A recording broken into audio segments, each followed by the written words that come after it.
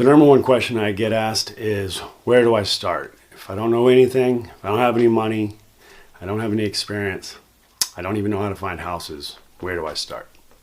Well, the answer is pretty easy. Don't start wholesaling. Don't start by buying a project. Don't start by going to meetings or clubs or events. Where you need to start is with figuring out what it is your end goal is. What do you want to do? Why are you getting into real estate? Because if you're trying to get into real estate because you think that you're just going to be able to sit on a beach and have all the money pour in through the mail, well, that's the goal you need to set. If you think you're going to be one of these active investors flipping properties and you and your spouse are going to get out there and do some demo work and take care of all of these issues on your own, well, then that's where you need to start. You need to start with your goal. You need to figure out where you want to be, what the end result for you. What's the purpose of getting involved in real estate? Wholesaling is where a lot of people think that they need to start, but the reality is that wholesaling's very, very difficult. It's not the place to start.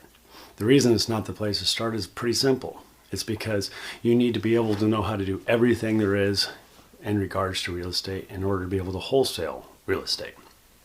Wholesalers typically have access to an abundance of deals. They have the ability to qualify those deals, to evaluate the property, to put together an estimate of repairs. They need to be able to do comparables, figuring out what that property's end value is going to be, or its ARV, after repair value. They need to be able to figure out how to get that property under contract, how to negotiate. They need to then, once everything is said and done, they need to figure out how to get rid of it. Who are they going to sell that property to? So wholesaling is one of the most complicated parts of real estate. And the reality is this, that if you're going to be able to find properties in abundance to the point where you can not only buy them for such a discounted rate that you're going to be able to sell them to someone else, then you can do them on your own. You don't necessarily need money to get started in real estate.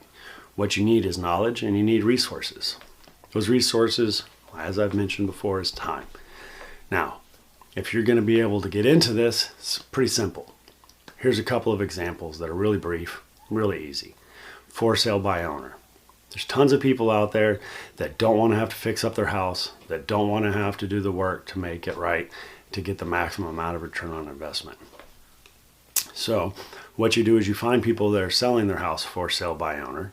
You go in and you negotiate a deal with them. You negotiate that you're going to do a 1 year, 6-month balloon payment where you have a discounted rate. Maybe you take over the mortgage for them, and then you give them a little bit more money whenever it sells. You line out your plan. You don't have to treat it like you're some sort of big shot investor. All you need to do is go in there and be honest. Tell them what your goals are. Tell them what your plans are. Have a real conversation. A lot of people want to try to put on the suit and drive up in the nice car and be able to make them that cash offer, act like they're super seasoned and know exactly what it is that they are doing. But you don't have to know exactly what it is that you're doing. You can start off with a property that maybe you find from a wholesaler that is seasoned, that is knowing what they're doing, is doing what they know to do. However you want to phrase that. The point is that you need to be creative. Figure out what it is that your goal is. Figure out how you are going to achieve that goal. Starting off with wholesaling is very difficult. Starting off with flipping a property completely on your own is very difficult. But there's a lot of people that you're going to have on your team. So the sooner you can figure out what your goals are, the sooner you can start building that team to help you accomplish those goals. Whether that team is a wholesaler, whether that team is a buyer of properties, because if you have just determined that wholesaling is the way you're going to go, then cut off one of the hardest parts, and that's getting rid of the property once you do have it under contract. Find you an active buyer, a seasoned investor who's looking for properties but doesn't have time to go out there and qualify them and do all that. Find someone that will give you a list of exactly what it is they're looking for, what their qualifications are, and then fill that need for them. That's another great way you can make money in real estate without having to have any money. There are a lot of elements to it, but none of that matters if you don't know what your end goal is. If this is something that's going to be active as a job that you want to be going day in and day out, hustling forever, that's a perfectly acceptable goal. If your goal is to get enough passive income that you and your family can sit around and enjoy life without having to be actively involved, there's tons of ways you can get in real estate and do that.